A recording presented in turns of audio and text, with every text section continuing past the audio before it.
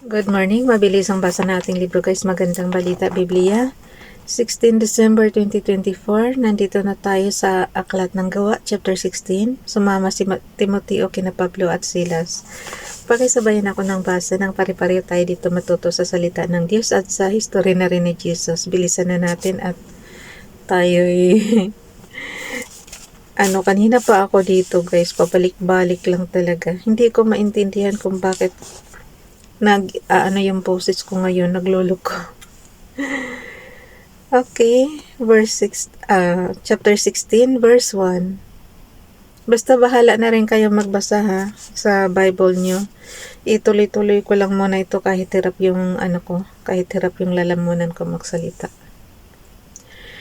Gawa, chapter 16, verse 1, nagpunta rin si Pablo sa Derbe at sa Listra naroroon si Timoteo na isang alagad. Ang kanyang ina ay isang mananampalatayang Hudyo at ang kanyang ama na may isang Griego. Verse 2, mataas ang pagtingin ng mga kapatid sa Listra at sa Iconio kay Timoteo. Verse 3, ibig isama ni Pablo si Timoteo kaya tinuli niya ito alang-alang sa mga Hudyo sa lungsod na iyon dahil alam nilang lahat na ang kanyang ama ay isang Griego. Verse 4, sa bawat lungsod na kanilang dalawin, ipinaalam nila sa mga kapatid ang pasya ng mga apostol at mga pinuno ng iglesia sa Jerusalem at iniutos na sundin iyon.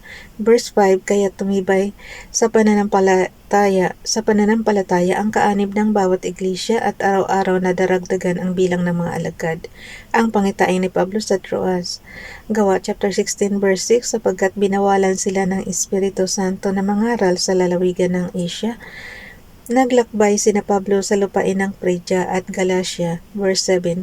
Pagdating sa hangganan ng Mysia, nais nilang pumasok sa Bitinya, subalit hindi sila pinahintulutan ng Espiritu ni Jesus. Verse 8, kaya't dumaan sila ng Mysia at nagpunta sa Troas. Verse 9, kinagabihan, nagkaroon si Pablo ng isang pangitain, isang lalaking taga Macedonia ang nakatayo at nakikiusap sa kanya, pumarito kayo sa Macedonia at tulungan ninyo kami. Verse 10, pagkatapos ng pangitaing ito, gumayak agad kami sapagkat natiyak namin kami tinatawag ng Diyos upang ipangaral sa Macedonia ang magandang balita.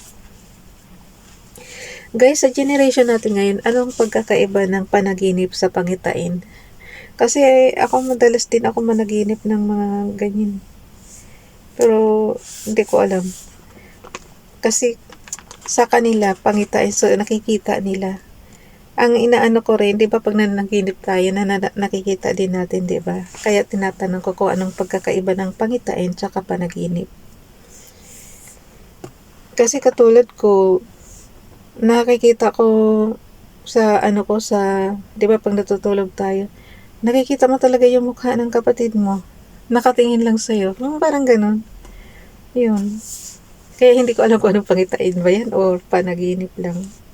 Kaya tinatanong ko kung anong pagkakaiba. Okay, ulitin ko lang ha. Yung Gawa chapter 16 verse 10. Pagkatapos ng pangitaing ito, gumayak agad kami sapagkat natiyak namin kami tinatawag ng Diyos upang ipangaral sa Macedonia ang magandang balita.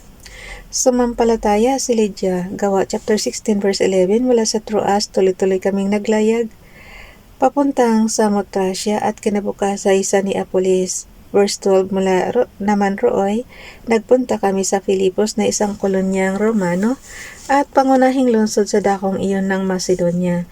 Natili kami roon ng ilang araw. Verse 13, at ng araw ng pamamahinga, lumabas kami ng lungsod at nagpunta sa tabing ilog sa pag-akalang doon ay may pinagtitipunan ang mga Hudyo upang manalangin. Naupo kami at nakipag-usap sa mga babaeng nagkakatipon doon. Verse 14, kabilang dito ang isang sumasamba sa Diyos na nagngangalang Lydia na taga Thyatira. Siya ay isang negosyante na nagtitinda ng mamahaling telang kulay ope. Binuksan ng Panginoon ang kanyang isip at kanyang pinaniwalaan ang ipinapangaral ni Pablo.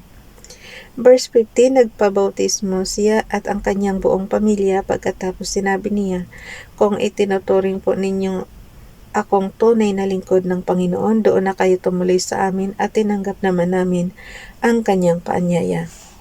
Sa bilingguan sa Pilipos. Gawa chapter 16 verse 16, isang araw nang kami papunta sa Pook Dalanginan, nasalubong namin ang isang batang babaeng alipin. Siya nakakapang hula dahil sinasapian siya ng masamang espiritu.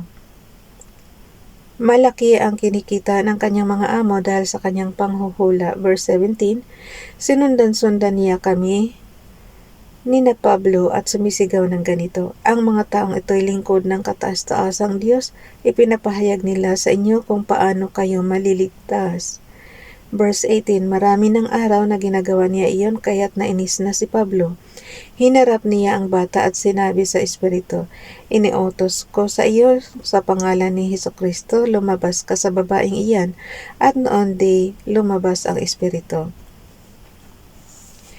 Verse 19, nang makita ng mga amo ng bata na nawala na ang kanilang pinagkakakitaan, sinunggaban nila sina Pablo at Silas, kinaladkad sa liwasang bayan at iniharap sa mga makapangyarihan. Verse 20, iniharap sila sa mga pinuno ng lungsod at pinaratangan ng ganito, nanggugulo po sa lungsod ang mga Hudyong ito. Verse 21, nagtuturo sila ng mga kaugaliang labag sa kautusan nating mga Romano, hindi natin maaaring sundin ang mga itinuturo nila. Verse 22, sinunggaban sila ng mga tao, pinahubaran ng mga pinuno at ipinahagupit. Verse 23, pagkatapos hampasin ng paulit-ulit, sila ipinabilanggo at pinabantayang mabuti. Verse 24, ipinasok sila ng bantay sa kaloob-looban ng bilangguan at iniligay ang kanilang mga paa sa pagitan ng dalawang mabibigat na kahoy. Verse 25, nang maghahating gabi na, sina Pablo at Silas ay nananalangin at umaawit na mga himno at nakikinig naman ang ibang mga bilanggo. Verse 26, walang ano-ano'y lumindol nang malakas at nayanig pati ang mga pundasyon ng bilangguan, biglang nabuksan ang mga pinto at nakalag ang mga tanikala ng lahat ng bilanggo. Verse 27, nagising ang bantay ng bilangguan at nang makita niyang bukas ang mga pinto, ay nakala niyang nakatakas ang mga bilanggo.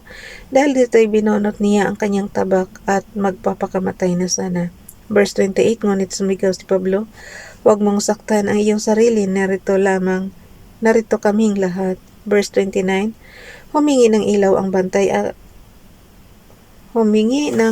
ang bantay, patakbong pumasok at nanginginig na nagpatira pa sa harapan ni na Pablo at Silas. Verse 30, sila ay inilabas niya at sinabi, mga Ginoo, ano po ang dapat kong gawin upang ako'y maligtas? Verse 31, sumagot naman sila, sumampalataya ka sa Panginoong Jesus at maliligtas ka, ikaw at ang iyong sambahayan. Verse 32, at ang salita ng Panginoon ay pinahayag nila sa kanya at sa lahat ng nasa kanyang bahay. Verse 33, ng gabi ring iyon, hinugasan ng bantay ang kanilang mga sugat at siya'y nagpapabautismo, pati ang buo niyang sambahayan. Verse 34, pagkatapos sila ay isinama niya sa kanyang tahanan at ipinaghanda ng pagkain. Masayang-masaya ang bantay at ang kanyang buong sambahayan sapagkat sila'y nakakilala sa Diyos. Verse 35, kinaumagahan inutusan ng mga pinuno ng lungsod ang mga kawal na palayain sina Pablo at Silas. Verse 36, kaya't sinabi ng bantay ng bilangguan kay Pablo, inuutos po ng mga pinuno na palayain na kayo, lumabas na kayo at umalis ng mapayapa. Verse 37, subalit sinabi ni Pablo sa mga kawal, ipinahagupit nila kami ng hayagan at ipinabilanggo ng hindi man lang nilitis, gayong kami, mga mamamayang Romano. At ngayon palihim nila kaming palalayain, hindi maaari. Sila ang pumarito at magpalaya sa amin. Verse 38, ipinaalam ng mga kawal sa mga pinuno ng lungsod ang sinabi ni Pablo at natakot ang mga iyon nang malamang sina Pablo at Silas pala ay mamamayang Romano. Verse 39, kaya't sila'y pumunta sa bilangguan at humingi ng paumanhin sa dalawa. Inilabas nila sina Pablo at Silas at pinakiusapang lisanin ang lungsod. Verse 40, pagkalabas ng bilangguan, sina Pablo at Silas ay nagtuloy sa bahay ni Lydia at dinatnan nila roon ang mga kapatid. Bago umalis ng dalawa, Pinagbili na nila ang mga kapatid na magpakatatag sa pananampalataya. Hanggang dito na lang guys. Bye everyone. God bless.